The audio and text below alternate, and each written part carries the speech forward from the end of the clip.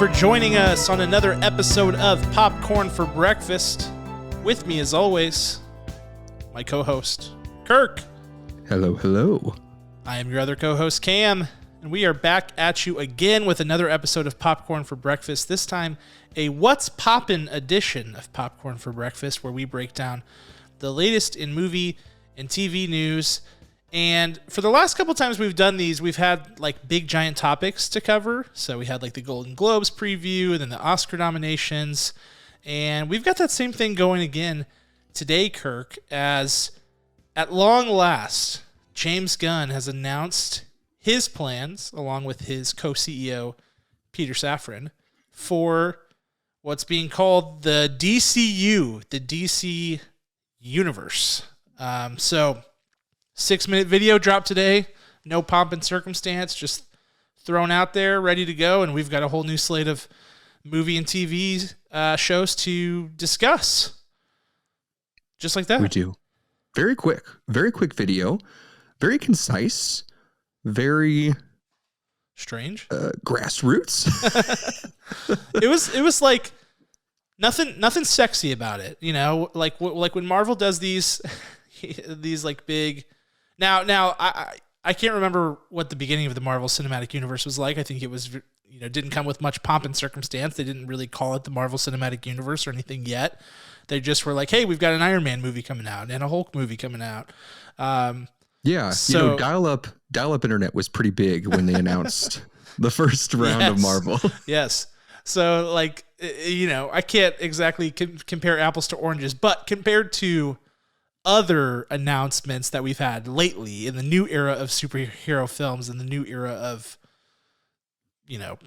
social media, whatever, this was what I would consider to be pretty scaled back. No fancy title treatments with the pretty logos, no big timeline with the year and the month and all that jazz. It was just a video of James Gunn talking about it and a couple images, which were all just basically comic book covers, for the most part, of comics that already exist. And that was it. That's all we got.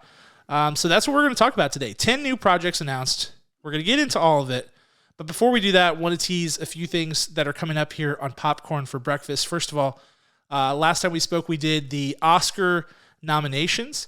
We are going to be going through and reviewing the final 6 nominees for Best Picture that we have not yet reviewed, starting this week with Tar. Now, we did originally say we were going to be reviewing Banshees last week, but man, I don't know, Kirk, somebody has a voodoo doll or something, or maybe it's just the curse of the Irish or something that got us, because we've had like a litany of technical issues. In fact, just now, before we recorded this episode, the SD card was like, oh, you need to be reformatted. All your data's garbage. And we almost lost this episode too. Like, I don't know what is happening.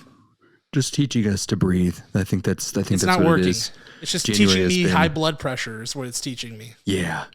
Pretty weird January. I think that's across the board with everyone I've spoken to recently. So I'm hoping that tonight is the final night of January of 2023. That's right. And I'm glad to bury it deep and move forward. Let's turn the page. If we need to do some sort of dance or ritual in order to put the evil behind us that was January 2023, yes. I'm open to that. I've never done anything like that, but I'll take whatever.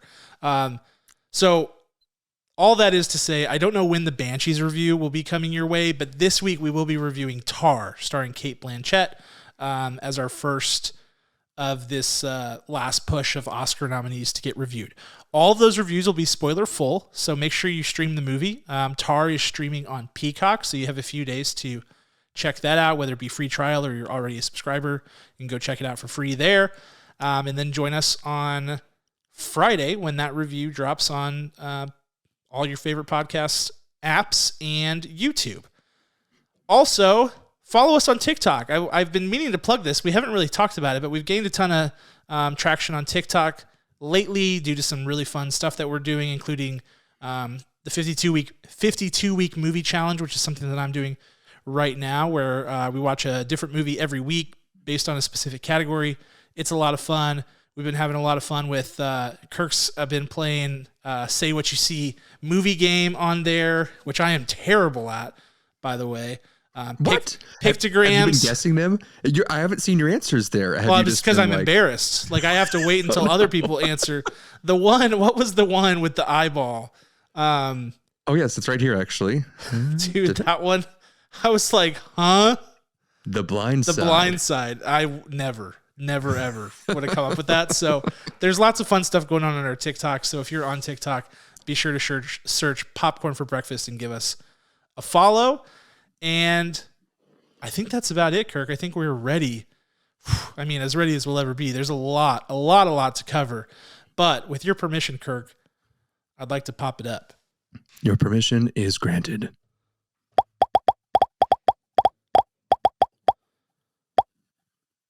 All right. It's time to discuss DC. Little timeline check here, folks. Back in November, it was announced in a stunner, unprecedented move that James Gunn would be taking over as basically the Kevin Feige, the creative executive producer of DC Studios, along with his pal and colleague, Peter Safran, who, he's been, they've worked together quite a bit. He's been his agent in the past, et cetera, et cetera. And since that time, we have been hearing that there would be new plans. If you follow James Gunn on Twitter, he's a very transparent guy. He shares, he answers questions, he blows up fake news on the regular about projects that he's involved with. He dispels casting rumors. He dispels rumors of any kind about projects that he's involved with. It's really funny. But he also answers a lot of fan questions. And for the last few months, he has been saying in January, we will have more information on the DC Studios lineup. And lo and behold, it is January 31st as we are recording this, Kirk, and we got the news. So let's consider James Gunn a man of his word for that one. It's true. It's really true. He got us to the very last moment that he wanted to make it just right and delivered. So from here on out, we know we can trust him. He has delivered no lies to us so far. Yeah, he's a lot like me with projects. He's like, well, I said January. January is not over yet, so there is still time. But as we alluded to in the open, we got a 6-minute video dropped on Twitter today by James Gunn outlining the details of the DCU. So, Kirk, here's where I thought we could start, because there are basically two different categories of news that we got from this video. And the various, there was also a press conference that happened yesterday that briefed the press on a lot of stuff that wasn't included in the video. So we'll talk about that as well. But the two categories are basically what I would call like table stakes or house rules for the DCU, basically what to expect, what they're trying to do, etc., general observations and notes. And then there's the actual projects that have been announced, the 10 projects that have been announced as part of the new DCU slate. So here's what I want to do, Kirk. I think we'll start with the general house rules that have been laid out there in one manner or another about the DCU, and then we'll jump into the projects. All right? Love it. Love that structure. Hope you do too, listeners. Let's get into it. So here are the things that we have learned about the DCU, and we'll pause at the end for both of us to react to it. But if you have any thoughts as I go through, feel free to jump in. The first thing that James Gunn said in his video was that he and Peter Safran have basically seen that people do not like that DC is disconnected across all of the different mediums, and that people have noticed that and said things about it, and that's something that he doesn't like. So the goal of the DCU will be to connect across film, TV, and gaming. He said that things that exist outside of that DCU continuity and that kind of combined story will be labeled as DC Elseworlds. So that means that there will be stories that exist outside of the DCU. Things like Matt Reeves' Batman, Todd Phillips' Joker, Ta-Nehisi Coates' Superman movie that's being written, which is being referred to as like the Black Superman movie right now. Those will be labeled DC Elseworlds. So those projects will still exist. They just won't connect to the DCU. He also said that characters in the DCU will sort of move fluidly through animation and live action. So a character can appear in an animated show in the DCU, as well as a film, live action film. And the same actor will be playing the character in both versions. So you have the continuity of knowing if Superman shows up in this TV show and then he also shows up in this movie, whether he's a cartoon or whether he's a person, that's the same Superman. So that's something that they're going for that I think is a little bit different. They have also stated, to dispel many of the rumors that have arisen, particularly around Jason Momoa, that they will not have any actors playing multiple roles. It's not going to happen. So these rumors that Jason Momoa would play Aquaman and Lobo in the new DCU, that has been debunked. He will play one or the other. And they even said that. They literally said that he is sort of choosing between Aquaman and Lobo as we speak, and they've kind of like given him the open door.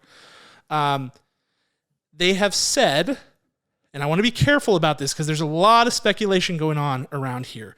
When asked about Gal Gadot, Ezra Miller, Zachary Levi, Jason Momoa, and their respective characters as they exist right now, being Wonder Woman, The Flash, Shazam, and Aquaman, respectively, they said, there's no reason, this is a quote, there's no reasons why all of the people you mentioned couldn't be part of the DCU. We just haven't decided what the story is that we want to tell that incorporates Shazam or Aquaman. So the door, people are interpreting that as the door is open for those characters to return with those actors. And the final thing is that all 4 movies that released this year, Shazam! Fury of the Gods, The Flash, Blue Beetle, and Aquaman 2, are not necessarily separate from the DCU. But not confirmed also. And also not connected necessarily. Right. They aren't disconnected necessarily, but they aren't connected. So there's a lot of ambiguous. There's a lot of waviness. So Kirk, give me what you're picking up from that. I want to hear what you think. Like, what are the tea leaves here? Also, what's your general reaction? Is this a good direction, a bad direction? What's your thoughts? From the notes so far, it's a clear separation. It's a clear separation of things that are already in motion, of things that are planned, and things that are confusing. With a little bit of ambiguity, ambiguity that we just talked about. So we got the DCU, we got DCU Elsewhere Worlds, which is hard to say, and then we also have the DCEU projects already in motion that they did not axe immediately. Yes, I do not believe that the call to bring back the existing heavy punchers, allowing them the doors open for them. I don't think a lot of them would entertain coming back or continuing, not because they don't like the direction, just because they're probably ready to contractually get away from this. And I do believe this is the political side that James Gunn has to speak to, because if there's at least one person coming along from the original legacy characters of the DCEU, if you want to call it that, if it's that path, then he can't shut the door on them entirely, because 1 or 2 of them might trickle in. I do not believe we'll see Gal Gadot through here. I do not believe that we will see Ezra Miller going forward, but he doesn't want to make that controversial call just yet on either side of the fence.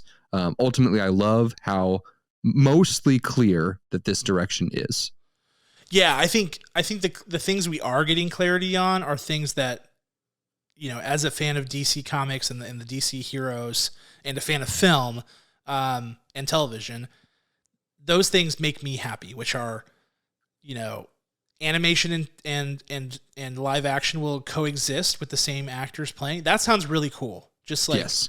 That's not been done totally. We've had people appear as their character in certain mediums, whatever, but it's not been done in a full scale universe type fashion yet. So that is really exciting. The whole no person plays 2 roles. I'm really glad they delineated that with a firm line to basically say that, like, no, Jason Momoa will not play Aquaman and Lobo. It's one or the other. I think that is an important distinction. And honestly, the DC Elseworlds thing is a good call. Like, it is a good thing to not be sort of strapped to whatever anchor exists just because you decided to do an experimental project. Like, if Joker had been a box office disaster and it was linked to the rest of the DCU, because that was a pretty ambitious, risky project, then you're not toast. You know, it's one project, it's a standalone project. You don't move forward with the sequel, whatever.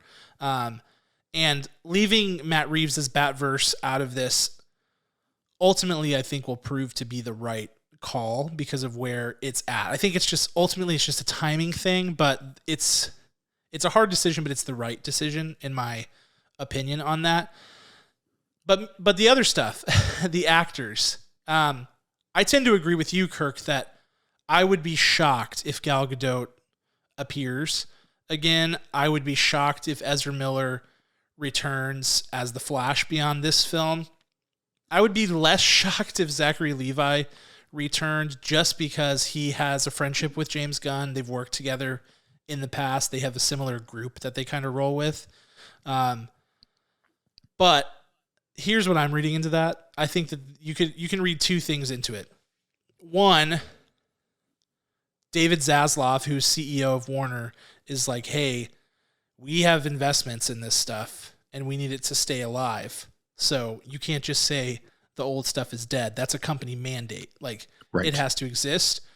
Or two, he's like, we still have 4 movies coming out this year that we need to perform well. So you can't cut ties with that until those movies come out. We need to be gray. We need to be ambiguous. We need to allude to the fact that they could be connected before chopping the rope. And I think that's the one that's more likely, because he referred to this new Superman movie that we'll talk about in a little bit being sort of the actual start of the DCU.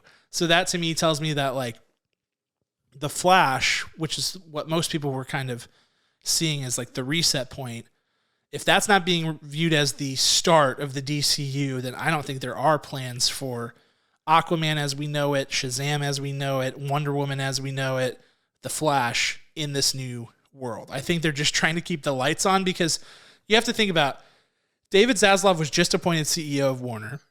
They're in financial dismay at the moment, and they've got 4 theatrical releases for DC that they have to support this year, for better or worse. And so he's like, you cannot say that these are not connected. You cannot. Right. We have to sell these tickets. But I think that at the end of the year, it's going to be like, all right, right. It's over. Assuming that, the Flash cannot die. DC cannot continue without the Flash. He's too much of a big character. So get rid of Ezra Miller. Doesn't matter. And you reboot Aquaman, critical character, Shazam, critical character. When they officially enter the DCU with the same characters or not, think of it as a Spider-Man actor jump as we know it. Think of it as Tobey Maguire to Andrew Garfield to Tom Holland. I think that's what we'll land on. Whether it's the same actor or not, it'll have a very different vibe, a very different feel, almost in the same way, even also speaking to Marvel comparisons to Daredevil, as we've already got a glimpse of the Netflix Daredevil versus the Disney Plus Daredevil, and kind of snippets of what we'll see in the future. So that's how I feel about those timelines, those hard starts. The Flash with Ezra Miller is going to be the end of the DCEU, whether it's officially the last one that comes out or not, in those batch of 4. And then Superman, what's the colon on that? Superman Legacy, coming in 2025. That's the official start of the running, the starting line, if you will. So that's enticing. It's endearing. It's still familiar, even with its vagueness, but it gives you the scope of what to expect and what to anticipate in a fun way and not in a daunting way. Yeah, I totally agree. And the thing is, people were like, oh, Peter Safran is teasing an Aquaman 3. What he said was, Jason Momoa has always viewed this as a trilogy. That to me does not mean that they're making that Aquaman 3. That to me means they want to sell tickets to Aquaman 2. And that will always be the case. They have to get people to go see these movies. So leaving it ambiguous is the name of the game. And with something like Blue Beetle that's totally new, even if that movie sucks, which it very well may, they could still survive that if they want to incorporate that character, because he's not tainted by the rest of the stuff that people hated. Because beyond this, we'll talk about other ambiguity. There are other characters that are moving forward from the DCEU that are more James Gunn tied characters, like Viola Davis's Amanda Waller, the whole Peacemaker crew, etc. So there is still a grayish, bubbly, weird area here where there could be some openness. And maybe when they say things like, there's no reason they couldn't return, they mean like, yeah, if we have Crisis on Infinite Earths and we want to bring back Gal Gadot as Wonder Woman, sure. But at this moment, there's no Wonder Woman 3 planned. There's no Aquaman 3 planned. There's no The Flash 2, period. So that just is what it is. That's just facts. All good moves. All good choices. Yes, I agree. All right. So let's move into the projects that were announced today. So what James Gunn and Peter Safran are referring to, this is not a phase, it's a chapter. They're calling this first chapter of the DCU Gods and Monsters. And this includes 10 projects. I believe it's 5 TV and 5 films, split halfway, that will begin with the animated TV show written by James Gunn called Creature Commandos. So this is similar to, this is even a deeper cut than something like Guardians of the Galaxy, but this reminds me of a move like Guardians of the Galaxy to kind of get things started with a low-risk project that people aren't going to kill you for if it sucks. Mostly the diehards are going to watch it. It won't be like the super mainstream play that something like Superman will be. So this is a nice like dip your toes in the water thing here. But this is a deep cut. Even if you're a DC fan, like Creature Commandos is not a comic series that you've probably read a ton of. I know that I certainly have not. But this is the first example of there could be characters here that appear both in live action and animated. But the expectation is this will be a HBO Max television series and that James Gunn has already written it and it's getting ready to go. Kirk, your reaction to Creature Commandos being the somewhat start of the DCU? My immediate reaction is your boy, what's that character's name? The rat guy there. Weasel. Or Weasel, played by James Gunn's brother, Sean Gunn. Yes. That character, if you saw the James Gunn Suicide Squad, absolutely incredible. Spoiler alert, just gets murdered on the battlefield. But I'm so glad to see that psychotic character come into play here.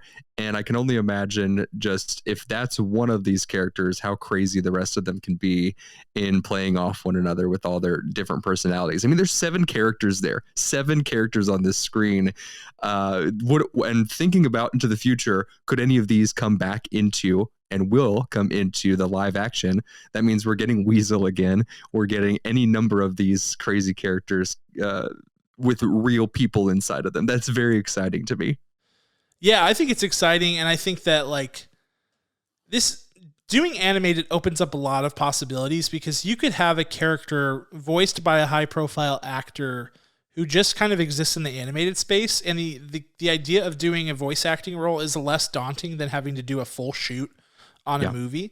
So like if they wanted to take Brendan Fraser's Doom Patrol character and move him into the animated series, just keep him in Creature Commandos as a voice role, like you could still have Brendan Fraser play that character. Yes. And then, if you get big enough and you get enough money, like sure, throw him into Justice League, throw him into Crisis on Infinite Earths or whatever. And I think it gives a lot of opportunity to just build the world. You need lots of different characters to get people interested, and this is a great way to start it. So it's weird. It's perfectly on brand for James Gunn. I mean, I'm sure he had an absolute blast writing this series, and I think it will be a lot of fun. Next up, Waller. Academy Award winner Viola Davis will return again to reprise her role as Amanda Waller. She has been playing the role since the original Suicide Squad, directed by David Ayer. She played it again in both Peacemaker and James Gunn's The Suicide Squad. This will be a television series. It's going to be showrun by, I'm losing my names here. Crystal Crystal Henry, who wrote on Watchmen. I think just like one episode, but was involved on the creative team, was on the writing team, and was officially credited as a writer on one episode. That's the HBO series Watchmen, not the Zack Snyder film, just for clarity. And then Jeremy Carver, who created Doom Patrol, the Doom Patrol series that was on HBO Max and DC Universe when that was like a streaming platform. Remember that weird thing? It's a live action show. Like I said, Viola Davis will be teaming up with members of Team Peacemaker. So if you watch Peacemaker, all of those goofy guys and gals that were sort of on her team working that case, and maybe even John Cena will be involved. And it is, from a timeline perspective, set between seasons 1 and 2 of Peacemaker. My personal take on this is if you can get Viola Davis to be in your superhero movie universe, you do it. Figure out the continuity stuff later. Peacemaker was a success. James Gunn's The Suicide Squad, while not a box office success, was a commercial success. So it has very little ties to the rest of the DCEU, with the exception of that now irrelevant Black Adam post-credits scene, etc. But I think this is a low-risk move with extremely high reward upside. Absolutely. And I can only think that we're going to be getting, from Viola Davis's role in The Woman King, and now we have Waller. Waller typically sits behind a desk, but that image that they flash, that animated image that they flash, that screenshot, makes me think more that we're going to get her in the field kicking butt. I think that would be very cool. A new element of this character. Like evil Nick Fury. Right. Has a gun, has bad intentions, is out in the field. Yes. Like, she views everything as a means to an end. She doesn't care as long as the results are there. Like, yeah, I could see that. That could be really cool. And those are the kinds of characters that James Gunn likes. He tends to like characters who are a bit morally ambiguous. They're maybe, they think they're good guys, but they're kind of not, or they think they're bad guys and they're kind of not. These are the kinds of things that he loves. So I think they've got the right team here. I'm excited about this. I love Viola Davis. I think she's an absolute one of the best ever. So this has got me pumped. All right, Kirk, now the first big one. And I'm going to give you some time on this one because I know you're hyped. But it's Superman, a Superman feature film, Superman Legacy.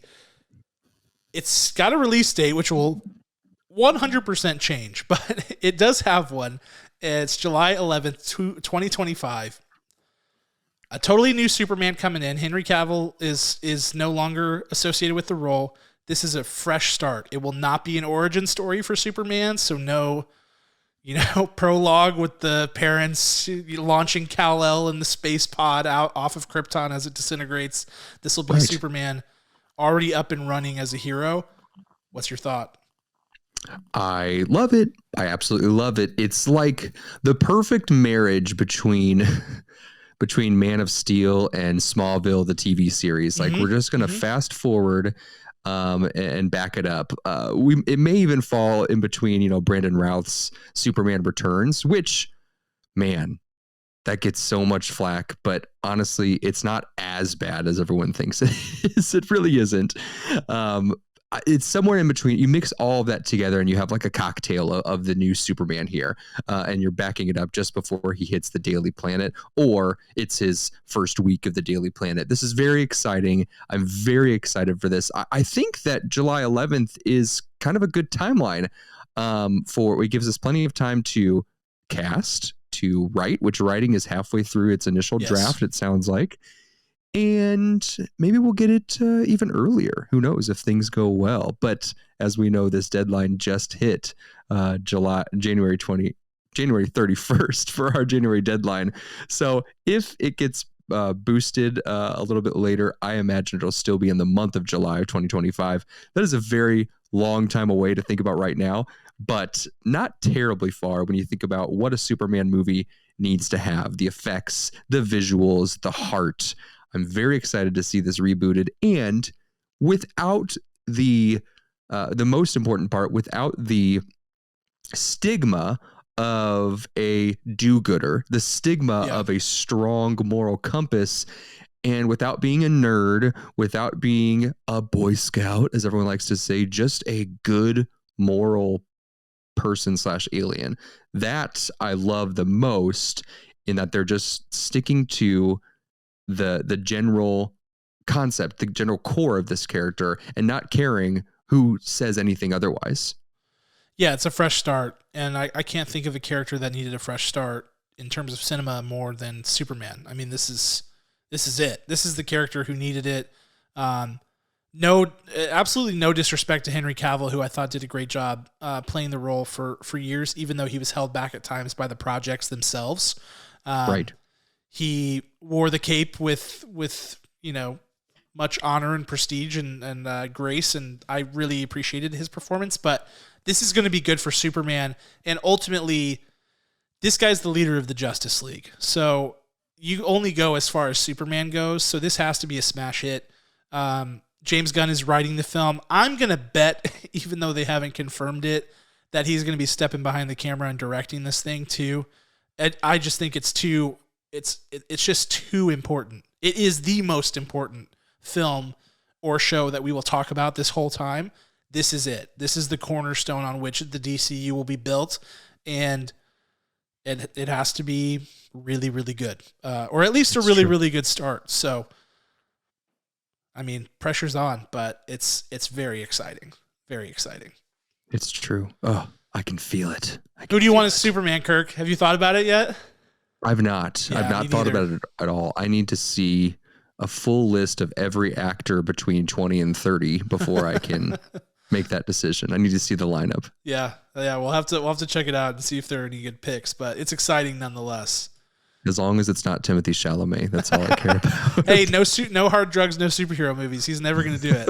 We're good. We're clear.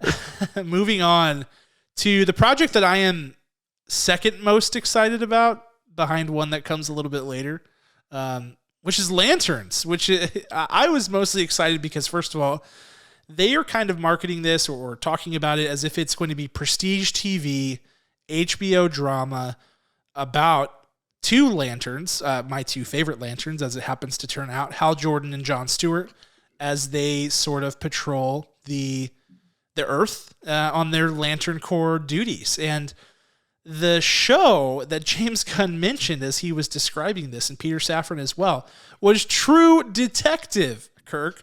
A extraterrestrial version of True Detective. Sure, it will take place on Earth, but with guys who can glow and fly and have rings of power, solving crimes that almost certainly have some sort of intergalactic consequences associated with them. This has really piqued my interest. I just am really excited about it. Some of the best comics I've ever read have been in relation to Green Lantern or about Green Lantern and the Lantern Corps. The Lanterns are really cool if done right. I think, unfortunately, people have been tarnished by the Ryan Reynolds Green Lantern movie to think that Green Lantern is lame. It is absolutely not lame. It is one of the coolest characters that they have, and I am really excited to give them a chance to get down to grassroots and do it right. This checks a lot of boxes for me. I'm very excited about it. Also very pumped about this. This is the right move in putting together your first heavy hitters. This has to happen. This is a great world builder, and we have not seen anything since Ryan Reynolds' version of this, the full CGI suit, which isn't as terrible in a rewatch. It's not that bad, but you do at times just wish that you could see him just in the suit without the glow, which will obviously get here. They're not going to make that mistake twice. That can't happen. Very cool. Perfect iterations of the Lanterns coming into play. And the only fear I have is if deemed as True Detective, that it's going to be like NC-17 and just absolutely horrifying. Yeah, terrifying. Haunt your dreams. Grisly, just gory, decapitations. Dude, True Detective Season 1 messed me up for a while. That was it was great TV, but man, at what cost? My mental well-being was harmed by that show for an indeterminate amount of time. we'll see what we get here, but they do have to be careful when it comes to the Lantern Corps. That can be a bit overwhelming, and it can be a bit, to the average viewer, a bit ridiculous when you've got all these different space cops floating around with their shiny rings and stuff like that. It has to be done with great intention and attention to detail to make sure that it doesn't look wacky or campy or stupid. But I think they can do it. There's no reason why they couldn't. I want this to be a home run. Biggest risk they have with the Lanterns is going for their big bads and with their other Lanterns of other galaxies that they're protecting. I mean, the makeup for those characters was just bad in the OG. Like, for comparison, Peter Skarsgård's total concept was just abysmal in translation from the comics. Like, it was close, like pretty close to the comics, but for screen it needed to be changed. And I have full trust in James Gunn artistic creativity and the people that he selects for the makeup. Yeah, the first movie sort of came across as like, we are the Green Lanterns and our biggest enemy is the color yellow. Watch out for Sinestro and the color yellow. Like, I can see why it came across that way, but that needs to not happen again. So yeah, few little caution flags there on that one. High upside, but lots of risks here. Okay, next up, the Authority from way out of left field here. They are going with a Wildstorm Comics super team, which was its own publication that was sort of separate from DC and Marvel back in the 90s. It got bought by DC, so that whole like weird, different from DC and Marvel thing didn't exactly last forever. It was kind of shut down, but then when the New 52 came out, they brought a lot of these characters, including some of the characters from the Authority, into the New 52 alongside of DC characters. So New 52 was like a revamp of the core DC characters in the comics world, and some of these characters were involved in that. So the Authority is a group that is a super team. They, again, kind of reside in the moral gray space. I've read a little bit of Authority, I think Volume 1 of the Warren Ellis one, but basically these guys just want to make the world a better place, and they don't care what the cost is. And if that means overthrowing a government, if that means whatever it takes, if everything, like kind of like what I said with Amanda Waller earlier, like everything is a means to the end, and the means always justify the end. It doesn't matter. It doesn't matter what they are. So these guys will be complex characters. This is certainly not the first super team that I thought we would see. Like this and Creature Commandos being the first like team things that we get in the DCU are way out of left field. I was very surprised by this, but I also think James Gunn was giddy with excitement in the video when he was talking about this one. He said it's a passion project, so I'm inclined to believe that this will that he has a really clear vision for this. You know what this reminds me of? I don't know anything about the Authority, but looking at this and hearing about how they'll stop at nothing to do what needs to be done, it sounds like a more twisted version of the Eternals. In the MCU Eternals, we have just a couple of characters who are speaking to the Gigame, whatever the ethereal god that they're speaking to is his name. There's like two, right? We have Icarus and Selma Hayek that are like, hey, we got to answer to this guy. And those, it's like that extrapolated through the entire team versus like, I don't know about this guy. Like, look, the humans are kind of nice. We don't want to kill them. Blah, blah, blah. So I think this one is just the full everything on steroids. Like we'll do, every single one of our team members will do whatever it takes.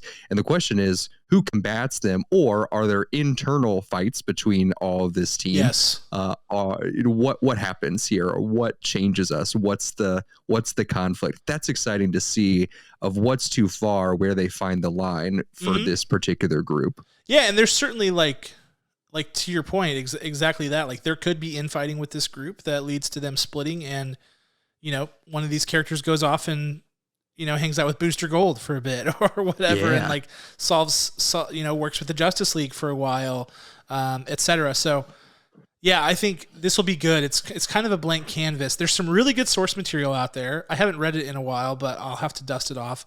And it's interesting and good. but there's also a lot of freedom because, again, not very many people know these guys, and I think that's where you want to be with this. That's where you want to be, and there's the only way to go is up with something like this. So I think that's good. And this is going to be a film, Kirk. I forgot to mention that. Live action film, feature film in theaters is what this is going to be. So exciting stuff. Very exciting. It's only the second feature film that we've talked about so far. Next, Paradise Lost, which is in reference to Paradise Island, which is the island of the Amazonians where, Wonder Woman comes from. This will take place prior to Wonder Woman, I suppose. It's sort of about the Amazonians before Wonder Woman. They compared this to Game of Thrones, so they're throwing lots of lofty expectations out there early, but kind of like, picture Paradise Island in this show as like Westeros, and there's all these politics and, factions and different things going on. Could be cool. Man, Wonder Woman 2 Wonder Woman 1984 just leaves such a nasty taste in your mouth that you're like, I don't know if I'm ready to go back. But that plus, like, for me, Zack Snyder's Justice League, which had like more amped up Amazon stuff that I didn't think helped things with regards to them in terms of enriching their story, or I think it actually hurt. Whereas like the Amazon stuff in Wonder Woman 1 was so strong. So I am cautious about this, but they need to rebuild the Wonder Woman thing from the ground up. I that's my viewpoint on it. And this seems like a safe, good place to start. Yeah, kudos to you for cutting off that very gruesome kill on the YouTube viewing here. There's a guy that gets a sword through the throat that watch out that they showed on the video, and I was like, holy cow, Games of Thrones indeed, So it's going to be something. It leads the question to how many of these are going to be PG-13, rated R, yes, TVMA. Good point. I think certainly all of the series will likely be TVMA. I think for the most part.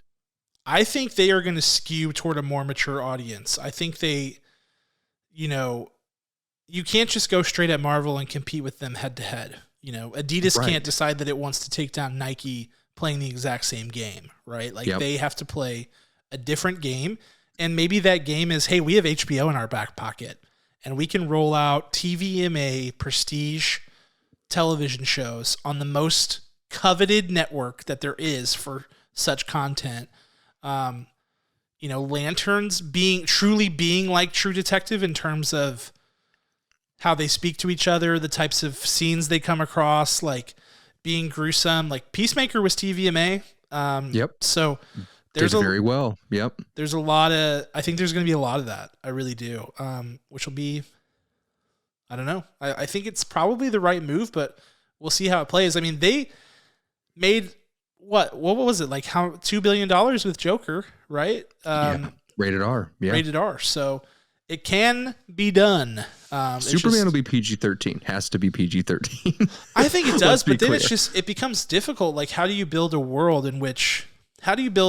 continuous world in which some of your content is viewable by teens, preteens, etc., and some of it's just not, like that will be confusing. But maybe with the films, they'll stick to mostly PG-13 if they can with the larger properties and let the niche stuff go towards TVMA rated R. But I think that that's a good call on your part because I think that that's real. Yeah. And if you bring the characters in to the films, when they do come into the films, if they don't need a backstory, like they don't need to remind you of, in Paradise Lost, this, and this happened. If they can just enter the story and help, then I think it doesn't matter. But if their part of the story is so important, then floating between those ratings will be hard for the DCU. Yeah. Yep, you're exactly right. I think that's a good call. So we'll see. But that's certainly an interesting one. Next up, oh man, I didn't know this was the next slide. Okay, so I said earlier that Lanterns was my second most excited. This one, Batman the Brave and the Bold, this is the one I'm most excited about because it is based on one of the greatest runs any writer has ever had in the history of comic books ever. In my opinion, the greatest run anyone's ever had in a comic, and that's Grant Morrison writing Batman. I dusted this guy off today. Batman and Son. That was sort of the start of this story in the comics. I love this book with all my heart. I love the Damian Wayne era as Robin. He is the son of Bruce Wayne and Talia al Ghul. So let's just bring back Christian Bale and oh geez, why am I forgetting who played Talia? And I forget her name, but she was also in Inception. Oh gosh, she hasn't done anything in 1,000 years. She's done a lot of foreign films because she can speak at least French. Yeah. Marion Cotillard. There it is. Thank you. There it is. She's fantastic, but she played Talia al Ghul. Just bring them back. This is their love child, and Damian Wayne is an absolute psycho for the early part of this story. So I don't know how far into this timeline it will be, but two big takeaways here are we're getting a new Batman in the DCU that will exist separate from Battinson. So there will be two Batmans simultaneously. Second, we're getting Robin on film for the first time in how long, Kirk? Since 2002? Yeah. I mean, since Batman and Robin, since Batman Forever, like that era, it just has not been done. And they had the, kind of weird tease at the end of The Dark Knight Rises where they're like, what's your name? My nickname, Robin, or your birth name is Robin, whatever. But this is legit, red and green suit, it's on, like Donkey Kong. So yeah, I need this to be good. I need it in my life, Kirk. It's gonna be good. Who plays Damian? Any thoughts? I don't know. Do we wait as we get closer and we see the pool that they've kind of thrown against us, much like it's hard, man. Whenever Kal-El? whenever I think about the younger people who could do this, my mind goes to the Stranger Things crew, and it's none of those guys. No. And even some of the older people on Stranger Things are too old to play this character. I'm kind of expecting them to go off the board here. Mm-hmm. I think they'll probably go with a known for Batman because there are plenty of good candidates out there for the role, but I think maybe Damian is like a introducing so-and-so kind of situation. Okay. Yeah. It's going to be awesome though. This is seriously a great book. If you haven't read comics before and you're like, oh, I wonder where I could start. If you like Batman, I highly recommend the Grant Morrison Batman stuff. Batman and Son starting there is great. And this story is a blast. So I think if they do it right, man, it has potential to be an absolute slam dunk. Slam dunk. So here's hoping. Excellent. I like different. Let's bring it. All right, a couple more left. Next up, Booster Gold, the TV show. This is one of those characters, Kirk, that if you're new to DC, you're probably not super familiar with Booster Gold. He wasn't really one of the guys who was around prominently during the 90s golden era of DC animation when there was the Justice League and the amazing Batman the Animated Series, Superman the Animated Series. He just wasn't really a big player, but now people love this character. And in the newer comics that you read, he's around. I think this character is a lot of fun. He's got a super zany personality, and they're going with a TV series to start it out. So basic premise is that Booster Gold is just basically a normal, even below average kind of guy from the way far future, but decides to go back in time where he can be a superhero with all the tech that he has from the future and not be a joke.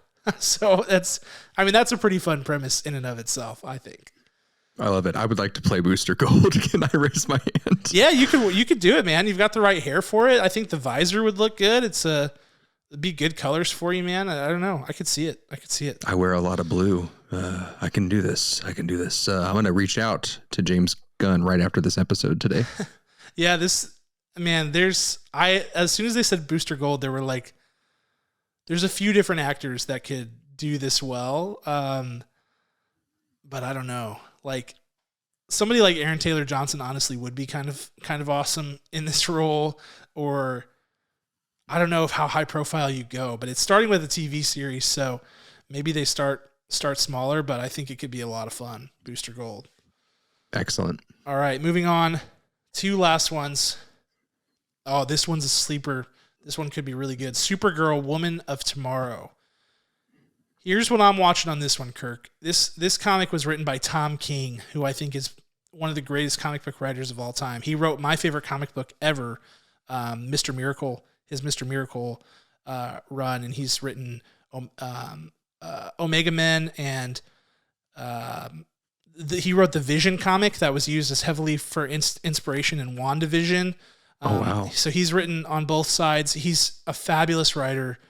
Really, really, really, really, really good. And this comic just came out. It was recently because I haven't been reading a lot lately, and I totally missed this whole run. So I just ordered it on Amazon today, the trade. But people have been raving about this Supergirl, Woman of Tomorrow. James Gunn kind of teased it as like, this is not your Girl Scout, Supergirl. This is a person who is kind of mad at the world and it wants to make a difference, but doesn't have the same kind of things morally attached to her as you would associate with Superman. So there's a lot of interesting source material here. Yeah, because is it that she just basically watched her world fall apart and watched this like brutal deaths and such? Is that correct? Yes. So she has endured a ton of loss. And the person who wrote the comic, Tom King, who I was just talking about, Eisner Award-winning writer, incredible writer, will be writing the movie as well. So they're actually using the comic book writers. And he was going to write a New Gods movie with Ava DuVernay directing it back before it got scrapped, and that was going to have Mr. Miracle in it and Kirk. Yeah. Let me just tell you, this first chapter is called Gods and Monsters, and they said that they're not done announcing the films and things that will be in this. If they announce a Mr. Miracle movie, I will die on the spot. I will be deceased. That will be the end of this podcast. That's a fact. Oh no, that's guys. You got about less than 3 years before they announce this and the end of our podcast. So strap in because that sounds like it's a gift, dude. It needs to happen. But this is a good consolation prize if it doesn't. Tom King writing a Supergirl movie could be fun, but will our Supergirl that's going to be in The Flash be this Supergirl? Sasha Cal. Doubt it. Yeah, I do too. I doubt it as well. But because it's so far after the restart, right? It is. Assuming. Presumably like 26, 27? Yeah, because you can't have Supergirl come out the same year as Superman. That's just, cannibalizing on Superman, right? Yeah. So if that Superman movie, if it's right, which it has to be, it has to be $1 billion movie to make sure everything's connected, and you won't want anything interfering with anywhere around that space. What I love about this very different Supergirl is that now you have Superman and Supergirl cousins that they're able to learn from each other, right? So you'll have Supergirl who is just traumatized and who may not feel like she has to save every single person, right? When she's going about her hero duties. Then you'll have Kal-El coming in and just saying, hey, what about this? And there's going to be a balance. They'll balance each other out in a really exciting way, a really unique way that is very different from what we've ever seen before, and something I'm just really enthralled to see. Dude, yes. I love that. Like Kal-El taking Supergirl under his wing after the events of this film and kind of like showing her his perspective on life, which will obviously be vastly different than hers. And they're like conversating about, how their philosophy as heroes and stuff like that. It could be really, really interesting. Right. Man, would love it. But this is one, I think, I'm just telling you, like, keep an eye out for this project. Tom King is a powerhouse writer. He's getting a real shot at a movie. He deserves it. And, assuming the source material is good, which people say it is, and I'm going to read it in like 2 days, it should be a banger. So I'm pumped. One more project, Kirk. It's one that I was expecting, actually. I thought that they would do something with this character because people love this character, and it's a good, weird place to kind of start with the universe, and that's Swamp Thing. James Gunn did describe this as being tonally completely different from the DCU. He described it as, quote, a very dark horror story about the origins of the Swamp Thing. So we're talking horror films, and James Gunn can do horror. He's directed horror films. He has a soft spot for horror in his heart. So when he says it's going to be a horror movie, I tend to believe it's going to be a horror movie. Yeah. Does this land in the DCU or DCU Elseworlds? No, this is DCU. He said it will be a different tone altogether, but it will tie back. And so maybe like Swamp Thing's first appearance is full-blown horror, and after that, it's not, like maybe after that he shows up in team-ups and stuff like that. But he said it will be a part of it, even though it will feel very different. Yeah, that paired with the image dropped, which we're sharing on our YouTube page, gives me like Kong Skull Island vibes, but scarier, much scarier. I know. I'm like, they try to tell us on the Marvel side that like Multiverse of Madness would be a horror film, and as much as there are like jump scares and creepy horror elements and stuff in that movie is far from a horror film. But they did bill it that way. They were like, Multiverse of Madness will be Marvel's first foray into horror, and it wasn't. So we still kind of have yet to see, like New Mutants wasn't really much of a horror film either. It was also so bad, but we have yet to see. It was horrifying to watch. They got that part right. It was. Man, thank God for Anya Taylor-Joy. That movie would have been so much more unwatchable without her in that cast. But we've yet to see a real horror superhero movie that's connected to DC or Marvel. And so this will be it, I guess. Mm-hmm. And that's it, Kirk. That is the first 10 projects announced. And this one's a film. Supergirl's a film. So the 5 films are Superman, The Authority, Batman, The Brave and the Bold, Supergirl, Woman of Tomorrow, and Swamp Thing. And then the TV shows are Creature Commandos, Booster Gold, Waller, Paradise Lost, and Lanterns. Wow.